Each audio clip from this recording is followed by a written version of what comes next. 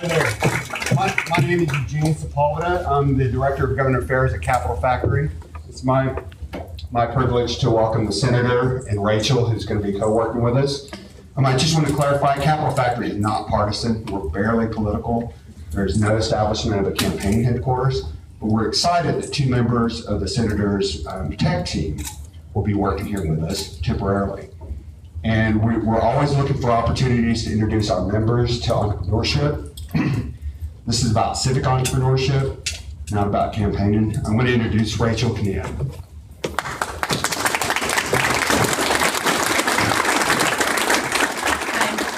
Thank you for coming. I just want to introduce myself. I'll be working here at Capital Factory, coming in and out. I'm really looking forward to learning some more from some of these innovative startups that we have here and bringing tech to Senator Paul. And I'm also excited to introduce Senator Paul today. Thank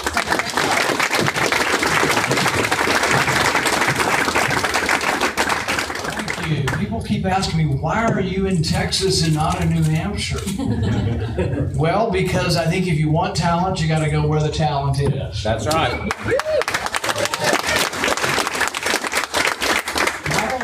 Texans in town and a lot of brain power here in the tech community. There are 72,000 people visiting Austin who are full of a lot of ideas and innovations. One of the things I love about the tech community, whether it's here in Austin or Silicon Valley, is when I meet people, they're not waiting for solutions to come from government. They're thinking up and creating the solutions to fix the problems on their own. And I've been to Washington. Don't wait for any solutions to come out of Washington. They say in education we lag behind internationally, that we're not keeping up with the rest of the world. Well, guess what? If you wait for Washington to fix it, we'll never get there. But there are innovative ideas coming out of the tech community on education.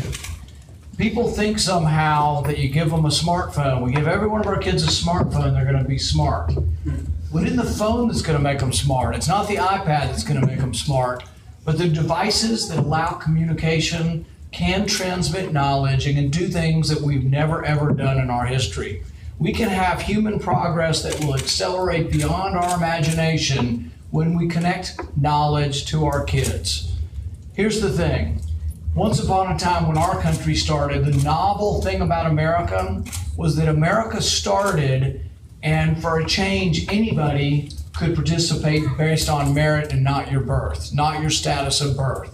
For millennia, people were judged based on their birth. So only the nobility really had much of a chance. In America, everybody had a chance. Well, almost everybody. We had some mistakes. We fixed those. The racial boundaries were fixed. The boundaries according to gender were fixed. But the way I see technology advancing us as we move forward is the connectivity to everybody to something extraordinary. So for example, who's the best explainer of physics in the whole country? Let's connect them to every school kid in every hamlet in our country. The connectivity issue of knowledge from one to another should allow us to have sort of like the NFL of teachers. We should have the best teachers in the whole world, not only teaching every kid in America, and I've jokingly said, because I want to pound this in, we don't want 15 kids per classroom, we maybe want 1 million kids per classroom. And what does that mean? Not really 1 million kids crammed in a classroom. It means that 1 million kids, or maybe 30 million kids, could be learning from the best teacher in the land. You'll still have local teachers, but there's all kinds of progress that's going to happen. Why am I here as a politician and a potential candidate? Because we can use technology to reach out and spread a message in extraordinary ways. Campaigning has changed dramatically. It used to be 9/10 of the money was spent on television. Now we're spending extraordinary amounts online, finding people where they are. We're also trying to find voters where they are and encourage them to come and be part of the process. Only half of the people in America register to vote. Only half of those registered to vote. You get in a primary, it's maybe 1 in 5 of those registered with a particular party show up. So how can technology help that? Technology can help us find the people who might consider voting if they actually had something to believe in. Technology is no magic cure. There is no magic sort of, we've got mega data and we're going to somehow magically win elections. You got to have something to say. But I think many people in the tech community, as I meet them, not only have the ability to help us find voters, they are voters. There's 72,000 of them here in town. And when I talk to people in the tech community, they're aware of issues of privacy. They're aware and believe, like I do, I believe, that strongly we should not have the government looking at our stuff without a warrant.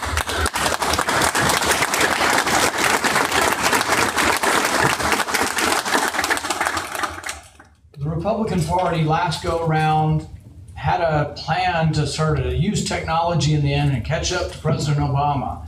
Well, it kind of didn't quite get there. It was a little bit too little too late. We plan on getting organized at an early date, having an office here, collecting the best minds in Austin and around the country, and talking about how we can use technology to further the cause of liberty and freedom. I think that there is no limit to this. I think the greatest resource that we have as a country isn't what's in the ground, it's what's in the mind. Our greatest resource is human ingenuity. Human ingenuity is unlocked by giving people freedom. We want to be part of it, and we're glad you came out today to be part of it. Thank you very much.